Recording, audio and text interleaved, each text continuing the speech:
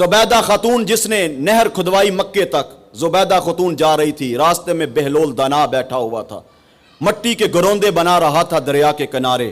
زبیدہ خاتون نے پوچھا بہلول کیا کر رہا ہے؟ کہا جنت کے گھر بنا رہا ہوں، جنت کے مکان بنا رہا ہوں۔ کہا جنت کے مکان؟ کہا کیا فروخت کرتا ہے؟ کہا ہاں فروخت کرتا ہوں۔ کتنے کا؟ 2 آنے کا۔ زبیدہ خاتون نے وہ 2 پیسے نکالے، بہلول دنا کو دیے، بہلول دنا نے وہ پکڑے، دریا میں پھینکے، ایک لائن کھینچی، کہا زبیدہ یہ تیرا ہے۔ زبیدہ نے وہ جنت کا مکان خریدا، گھر چلی گئی۔ خلیفہ ہارون الرشید کو کہا آج تو کمال ہو گیا، میں جنت کا مکان خرید آئی۔ خلیفہ مسکرایا، جنت کا مکان دنیا میں کیسے؟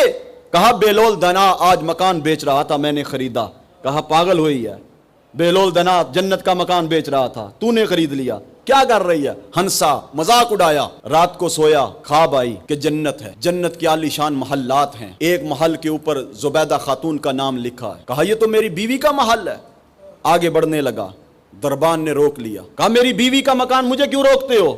کہا یہ دنیا نہیں جنت ہے، جس کا ہوگا وہی جائے گا۔ پیچھے ہٹ، آنکھ کھل گئی، آدھی رات کا وقت تھا، اب کروٹ بدلتا ہے، کبھی اس طرف کبھی اس طرف۔ صبح ہو میں بھی بہلول دانا کے پاس جاؤں۔ صبح ہوئی، نماز پڑھی، اپنی بیوی سے پوچھا بہلول دانا کہاں ملے گا؟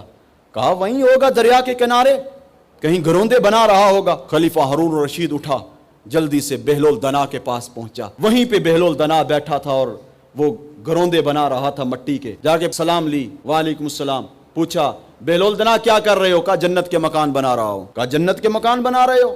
ہاں۔ تو پھر یہ فروخت بھی کرتے ہو؟ کہا فروخت بھی کرتا ہوں۔ کہا کتنے کا فروخت کرتے ہو؟ کہا 10 لاکھ کا۔ خلیفہ ہارون الرشید کہنے لگا کل ہی میری بیوی 2 آنے کا لے کے گئی، آج 10 لاکھ کا ہو گیا۔